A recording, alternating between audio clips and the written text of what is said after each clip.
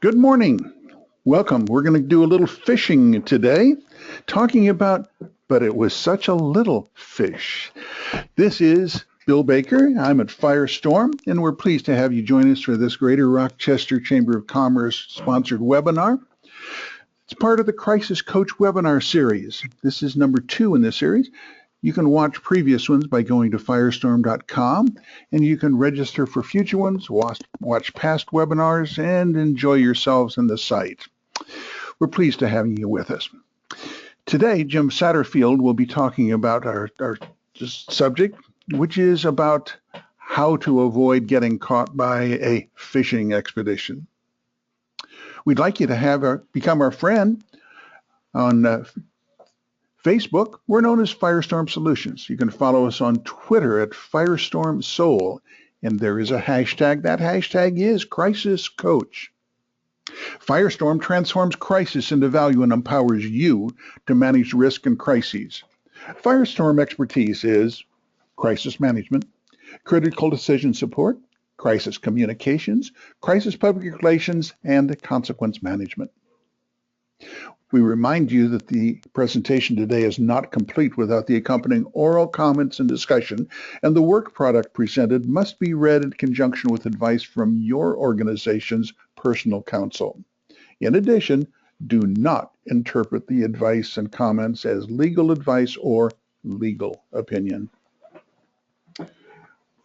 This webinar series is underwritten by the Greater Rochester Chamber of Commerce and the Eastern Great Lakes Association of Contingency Planners, As I mentioned, you can watch past webinars and register for future webinars on firestorm.com.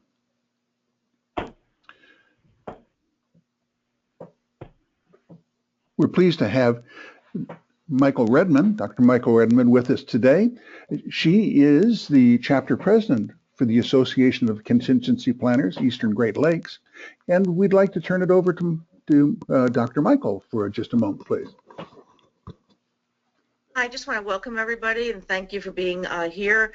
We had some great comments from people who were looking forward to this from LinkedIn and other places, and very excited to have you here. One of the things that I consider most important about the topic and working with Firestorm is that it's becoming very prevalent. It's not something that might happen to a company. It's something that's happening all the time. Thank you, Dr. Redmond. And I think, this is Jim saying, Dr. Redmond, I think you're 100% on target as usual in our conversations. This is a threat, and when we think about phishing, it's the door into cyber breach. And we're going to go into that today as we talk on the subject. My name's Jim Satterfield. I'm the president and COO and founder of Firestorm, and we're glad to have you as a part in this webinar series today. It's the second of the 2016 series, and as Bill had indicated, you can go to firestorm.com and watch recordings of the previous and last year's and the year before series also. So it's a building body of knowledge that you can use internally as training, as well as seeing about the breaking news and information. We'll also share with you some of the topics that are coming up and some of the opportunities that you have to test your plans. And this past week, we did a virtual workplace violence active shooter exercise, and we had 1,050 companies registered to go through that particular event. And I'll share with you an opportunity to attend a virtual exercise in April, also on cyber breach. So when we think about it, Dr. Redmond was 100% on target. The chance of having a cyber breach in your company increases every single day. This is an exposure that's going to happen, and it needs to be ready. And we're going to tell you some of the things to look for and some of the things that you can do to prevent it. Phishing, while it sounds like, oh, it was a nuisance, yeah, I clicked on that, and I'm not going to send any money to that person in Bahrain that's looking for it. It is the means to a cyber breach, and we're going to show you what they're using to move your people into those areas and give you some examples of what to look for.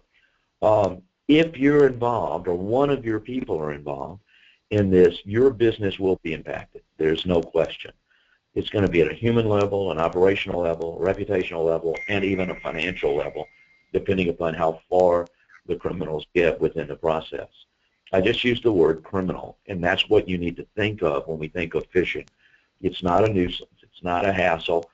It's a crime, and that's the area that we want to focus on today to make sure that you're prepared. So let's move ahead with it, and that little shark at the bottom of the screen hopefully won't be coming for you and your business. By the way, before I leave this particular slide, you'll notice that I didn't use the term that this is an IT problem. This is not an IT problem. This is a business problem, and let's go into that. So we're going to define cyber breach for you today. We'll define phishing, we'll tell you what to look for, we'll go through the various types, we'll give you some samples, and then we're going to tell you what to do and make some recommendations on what your next steps need to be in dealing with this particular exposure. So as a business continuity professional, if you're sitting there thinking about an all hazards or an all risk approach, this is one of those that we don't talk a lot about that we really should do and move to the head of the table. And business continuity professionals can certainly take the lead in this particular area. But let's put this a little bit in perspective. Now, you should have seen a rocket fly up there on the side of the page, and whenever I see a rocket, I think about rocket scientists. And if you'll read the quote that's on the screen, I really work with rocket scientists, and I can't get them to stop clicking on the wrong links. So what chance does your organization have? And that came out of the U.S. Army Missile Defense System. We have a common element. We all hire people, and people make mistakes, and that's going to be part of the issue that we're going to talk about today. But this is the door that's going to be left open to your business. So for those of you in Western New York or Rochester, Buffalo, or wherever you are today, I'm thinking you're not leaving the front door open and the windows up at home overnight this time of year. It'd get awfully cold in that house. And the same thing is going to happen, that phishing is what opens the door into your business.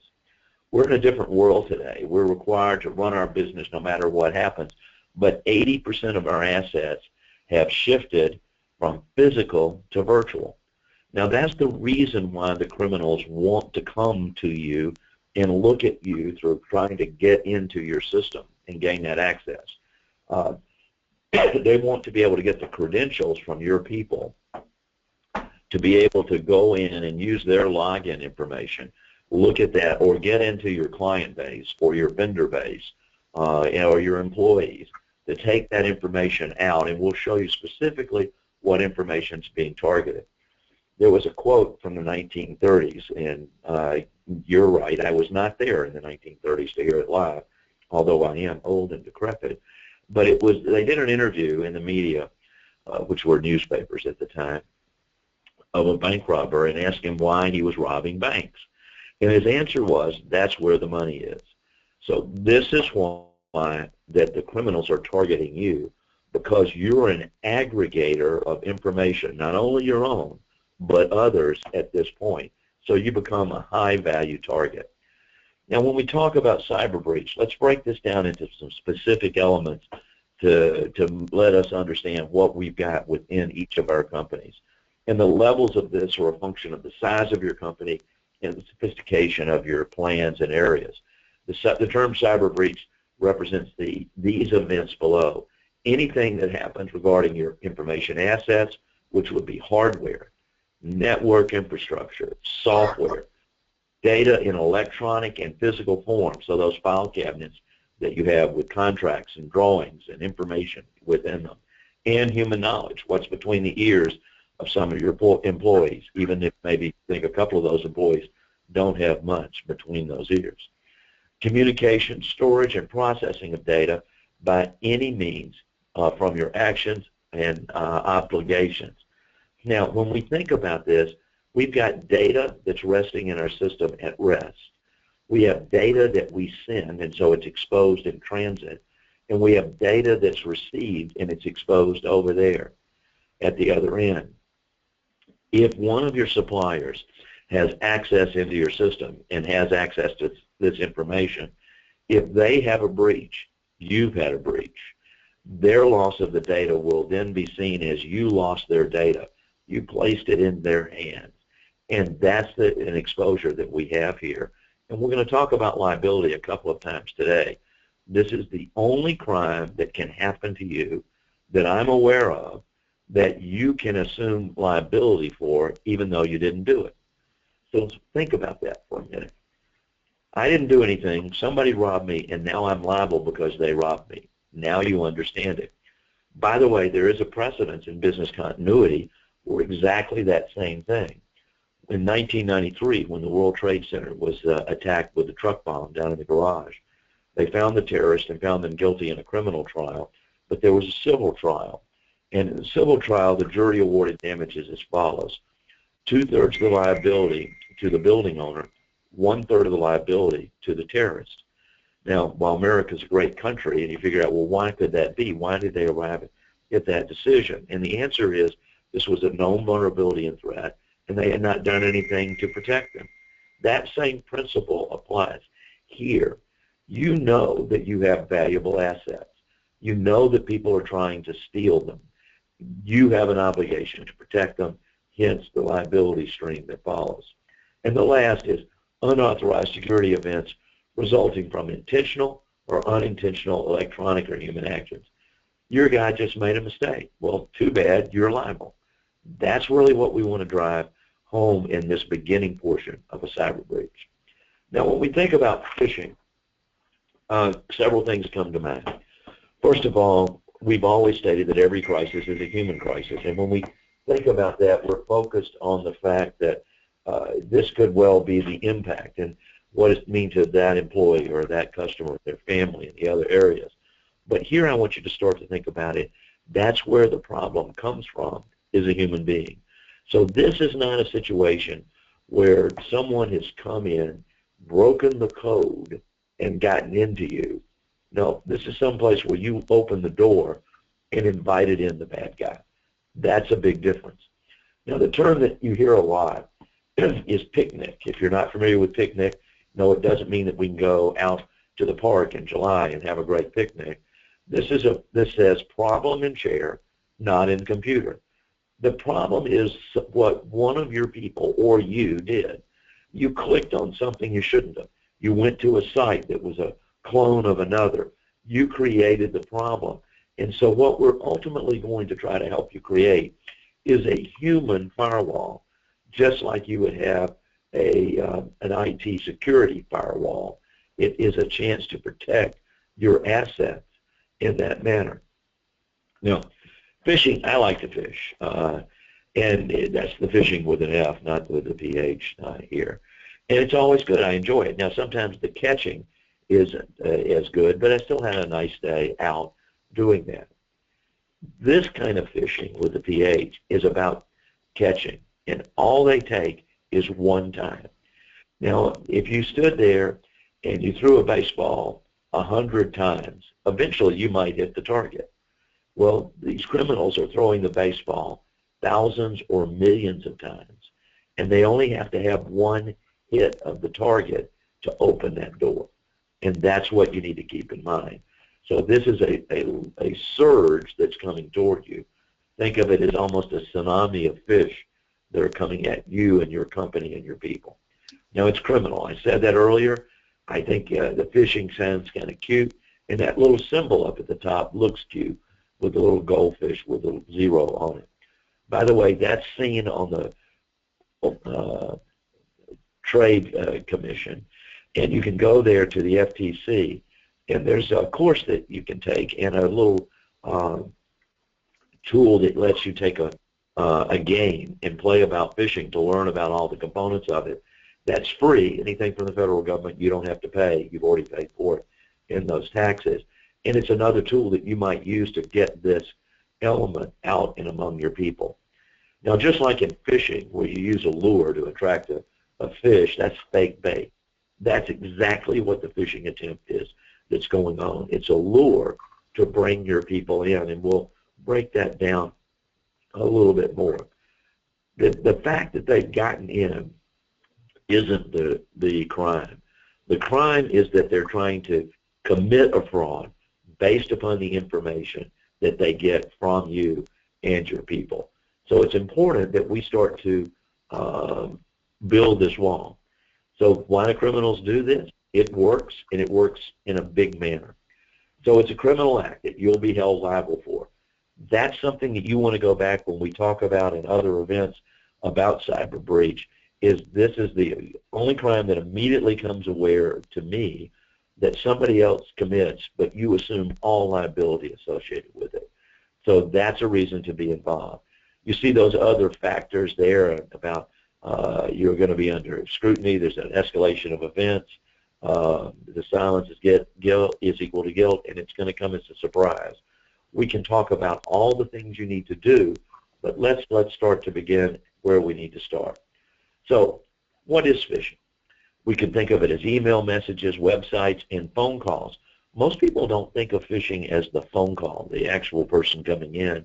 And again, on that FTC site, you can go and there's a little 1-minute video that you can watch of a man standing in an office trying to get information from the person there. And it's humorous, it's fun, it's good to show your people if you want to do a little training associated with it. But he says, you know, give me your credit card and I'll buy us lunch. And he's pushing to get that information out, and that's what phishing does. It's a continual push to get information. Once I'm in, then I can install malicious software, a keystroke logger, and the average time that the bad guy is inside your company before you're aware of it is 240 days, 8 months. Imagine how much information I could learn about your company if I was within your system for 8 months studying what's going around. I can not only rob you, I can rob a lot of other people in that area. So they leverage this process through social engineering. You think you're trying to do the right thing. You think you're dealing with this. So they'll work to gain your trust, and we'll talk more about that in a minute, or they're working on your greed. You know, you just want a gift certificate to a particular area. So they're using false pretenses and social pressure to try to get you to act and do an action. Clicking on or opening or going to a website will start this process. And once you're in that pipeline, it may be impossible to stop. Now remember, if this person gets in and they gain your admin rights and your control, then when they come back in, they're not coming in from the outside. They're coming in as an imposter. They're coming in as you or your people. And that's the heart of the matter today. So phishing takes advantage of trust. You may not be able to type the site you visited or the email or program used is not real, but they're giving you a fake. We've just had the Super Bowl this week, and many times you see a runner or a receiver fake one way and move the other. That's exactly what this is that we're talking about. As a result, this criminal gains access, and that shark that's shown down there is they're coming in and they're looking for information of the targeted user, passwords, usernames, security codes, credit cards, bank routing information, list of people, list of customers, lists of vendors, getting into their system so that they could send an email to them pretending to be you to gain more information within it. So this first phishing attempt, the cast and the lure and moving it forward, is that thin edge of the wedge that starts a process that will continue to escalate until they're successful throughout it. Now, what's sensitive information? So when we think about it, the one thing that comes up in mind is HR information and employee data. And I've listed a whole bunch of opportunities there for you to see. You'll hear people talk a lot about PII, personal identifiable information, or PHI, personal health information. By the way, health information is more valuable than the PII because it gives you access to a variety of additional details and the ability to file false insurance claims. So this is a process that would continue to build and pick up. In addition to this, human data, there's a lot of commercial information available, and it's also sensitive. So the previous slide and this slide reflects the targets that they're looking for. So as you think about it, Instead of trying to protect all of these things with individual plans, just like as we do a business continuity plan, if we think about an all hazards approach, if we know we're vulnerable from the human element within our company, that's where we have to start to build that human firewall so that this information doesn't come into play. By the way, the information that you saw on the previous slide and this slide should never be sent in an email to anyone. Now, what do you look for? There are a ton of phishing scams out there, and our goal is to avoid the bait. Here again, you see that click to play. I believe this came off the FTC site, and again, I found it a good source of information and a chance to find different ways to get your team engaged on the topic about what you're trying to do. So what do you look for? Number one, spelling and poor grammar. I guess my elementary school teacher would have thought I was phishing with my early spelling capabilities. But you'll see a normal word misspelled. Now, this used to be much more egregious 5 to 10 years ago when you would see the scams come in and English was just horrific. The English has gotten better. The spelling has gotten better. So it's not always a giveaway, but it is clearly an indication if they use the wrong word, the T-H-I-E-R instead of the T-H-E-R-E, there would be an example of that. Or it could even be other misspellings of your company, of Microsoft, of a variety of information. And what happens is we all are busy and lots of things are coming in. You or the person who received it just kind of moves on, oh yeah, and then moved on. If you don't know the person, or even if it's a person you know, and the email itself looks strange and there's a link in it, don't click on it.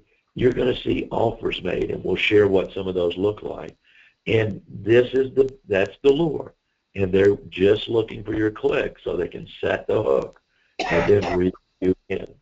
So in the example below, I'll show you several of those links, and it will show you. Now here's a tip. Place your cursor right over the link that they're showing you, and you'll see the real URL there. So it might say IBM in the address, but when you put your cursor over it, you're going to see that it's another site. Any of those you're not ever going to go to. Do not click on links from people that you don't know, or if you're clicking on a link from somebody you know, make sure that this is an intentional one and it's safe to open. Now the next, when we think about threats, anytime you're being threatened, that's not an email you want to respond to. Just from a general legal standpoint, your attorneys would say they'll handle any matters that need to be addressed. But you're going to see, hey, your account's overdrawn, click here and we can handle that for you, or someone else has gotten in, we'll take over, or someone representing a particular problem that you have. They're trying to do that, and if you don't act quickly, while your intention is to protect the company, you actually are doing just the opposite at this moment in time. Now, spoofing popular websites is normal. They will set up, it will look like you're dealing with the Bank of America or M&T Bank. But when you look closer, the spelling is a little off. There's a slight change there, and you really aren't going to that particular location. So these are the big things that you look for in it. Here's some examples. You want a $100 gift card from Walmart. Please click here. And Walmart's a nice company, and they're very good, but I don't think they're giving away $100 credit cards or gift cards for people who haven't done anything. This is your opportunity to immediately click here. Well, let me see what they're doing. That's the wrong thing. Look at the next. We suspected an unauthorized transaction on your account. To ensure that your account is not compromised, please click the link below and confirm your identity.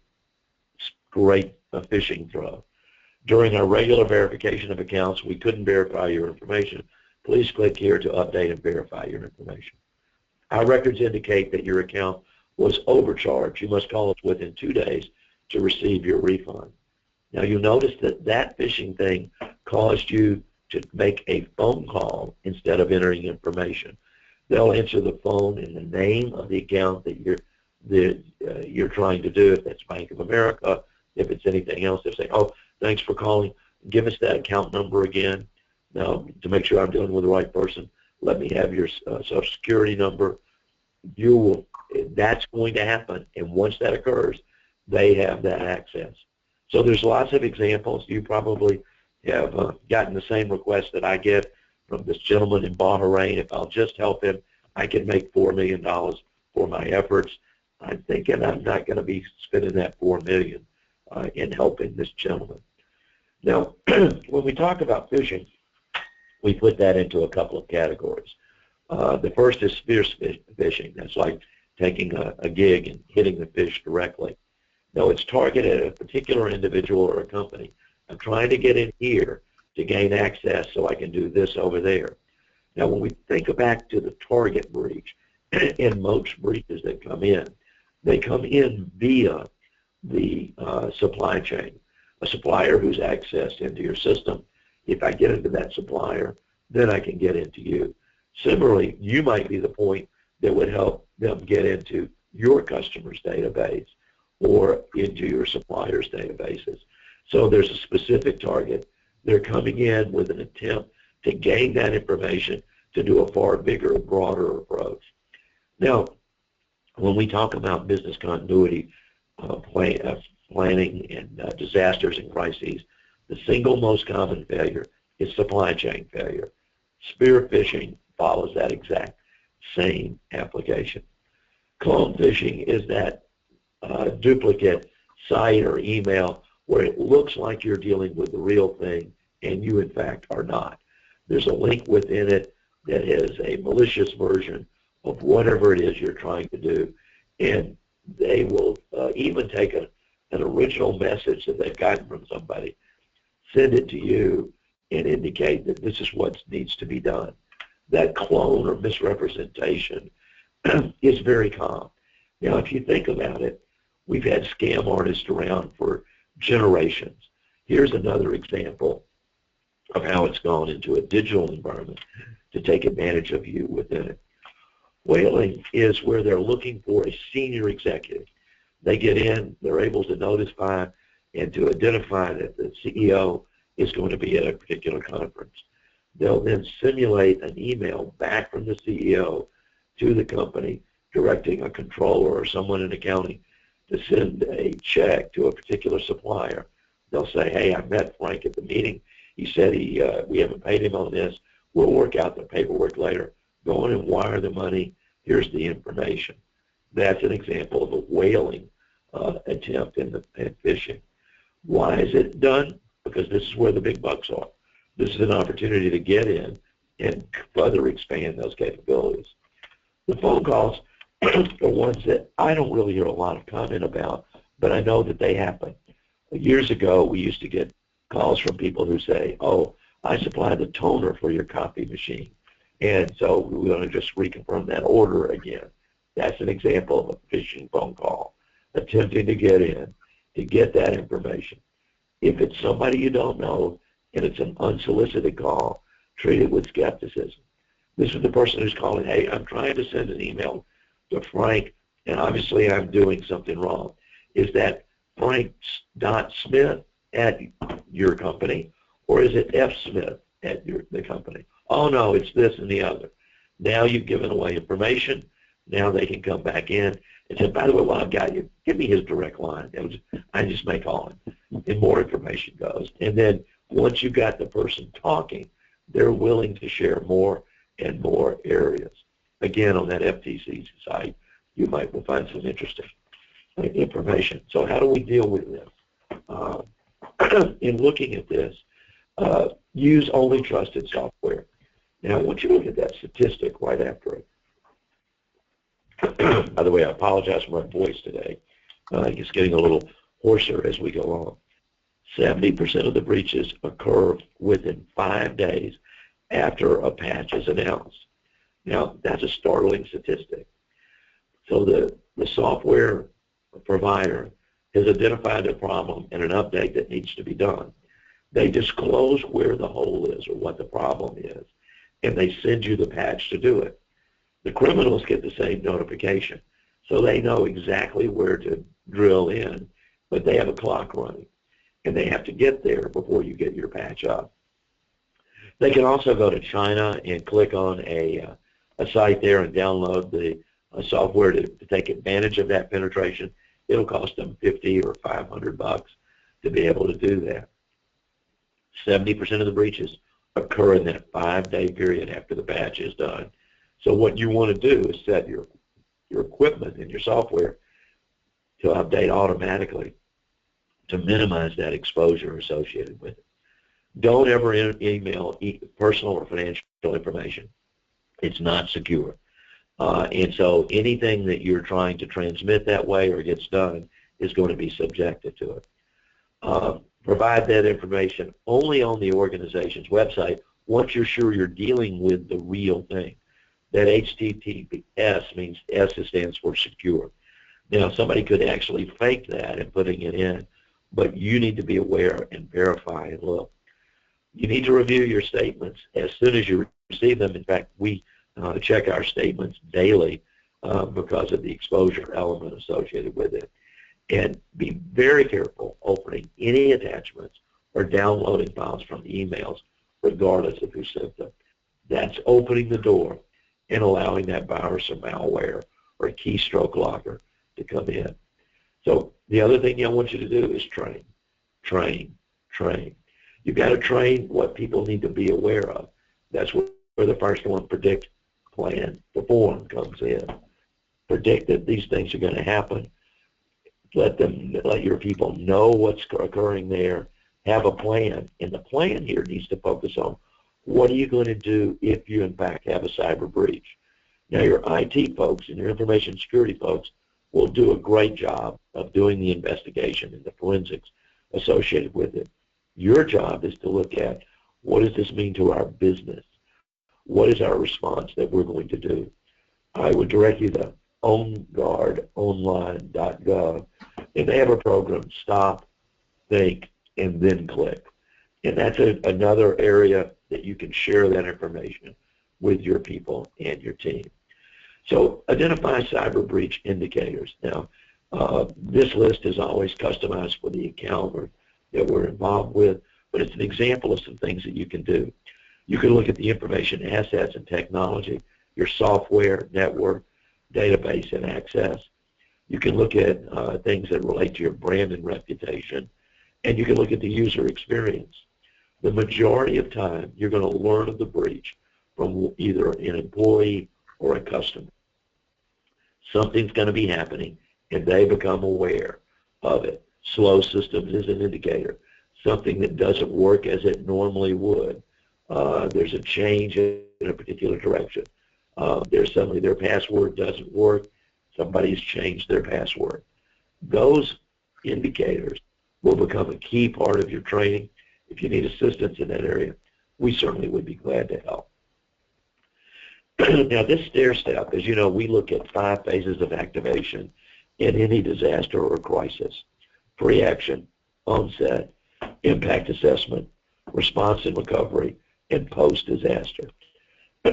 As you look at it, those are actions that you would take at each one of your individual areas and go through. So you need a roadmap with checklists that allow you to deal with the business impacts associated with your companies, what you're going to communicate, what you're going to do, and this comes together in that process. Cyber breach response needs to be laid out so that everyone is involved in it. This portion of it isn't an IT problem. It's a business problem. So whenever you're thinking about it, predict, plan, perform. What are the vulnerabilities and threats? What are their impacts?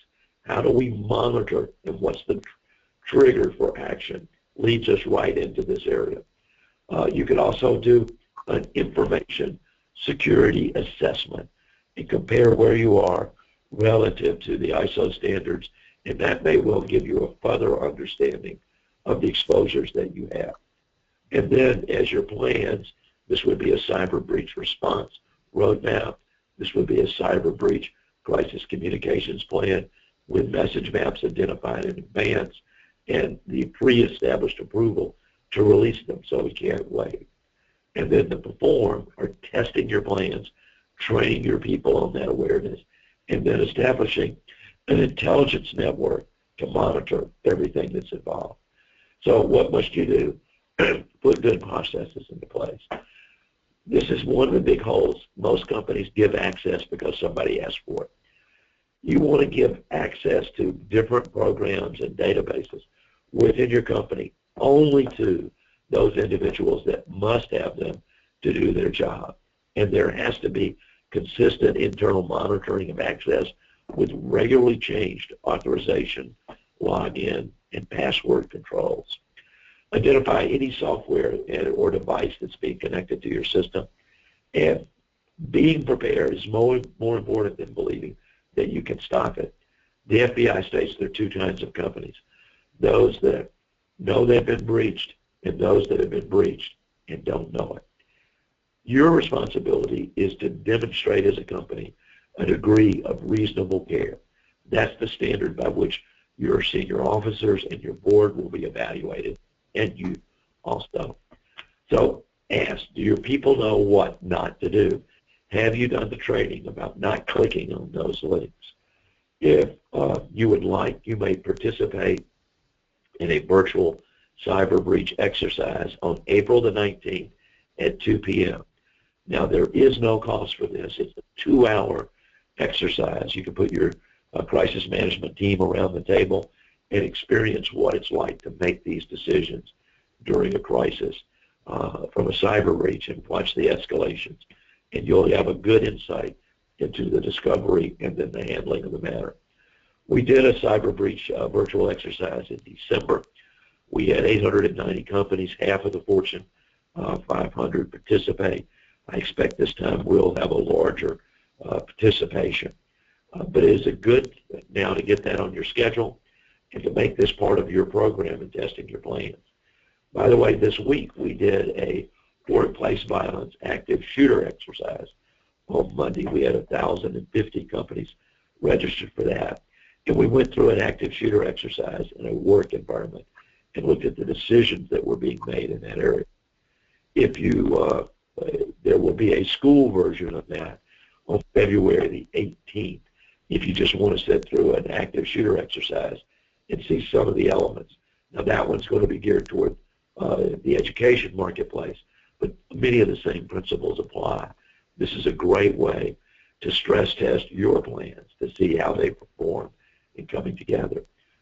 We'll send out shortly an editorial calendar for the year, but there'll be another virtual exercise in June, and one in August, one in October, and then finally one in December. So these are great opportunities to take and to learn what you're doing. Complete that information security assessment. It can be done on-site or virtually, but it's a way to at least identify what are the information assets, what are the potential exposures, and how are you aligned to the ISO standards. Align your plans to standards and best practices. Design an intelligence network. If someone has ill intent, someone else knows about that 80% of the time. And 67% of the time, 2 or more people know. And when people know, what do? They talk. And where do they talk today? They talk on social media. So if you can create this intelligence monitoring network, you may well be able to pick up behaviors of concern leading to violence areas, but you also may pick up indicators that you've had a breach and that there's a problem within your company, or schedule training for your organization. There will be a brief regarding today's exercise. You'll get an email with a link to it after today's webinar. You can also go to our website and download a brief that gives you the highlights of what we talked about today. Also, this session will be recorded, and if you want to share it with others in your organization, they can go to the Firestorm website, go to the link and click and listen to the recording of today's session. Now, our thanks go out to the Rochester Chamber of Commerce for promoting the event and helping you to become aware of today, and the Eastern Great Lakes Association of Contingency Planners and all that they do to help your businesses get involved. If you're not involved with the local ACP chapter, I would strongly encourage you to do that. So I'll put it back over to Michael. Dr. Redmond, do you have anything you want to add? I do. You know, we talked a lot about the ISOs. I'm certified in many of the cyber ISOs, as well as I do certification classes in them. I would encourage the people listening to look up ISO 27001, which is information security, ISO 27035, which is incident response, and ISO 27005, which is risk management, specifically dealing with areas of cyber. I think those three would certainly add to what Jim Satterfield has said today. Jim, I think you did a great job, and I think that looking at those three ISOs would certainly help a company put together a good phishing program. That's great, and I think you're right on target, and those are the standards that I was referring to. And if you've got questions about this on the call, just shoot us an email, and we'll follow up on it. You can send us an email at webinars@firestorm.com. I'm going to ask someone from our staff to try to reach out to everybody on the call today to see if there are any questions that we can answer.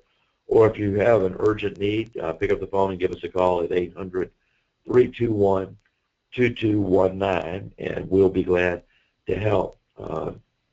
So thank you for spending some time with us today to think about this particular problem and what you can do to prevent it.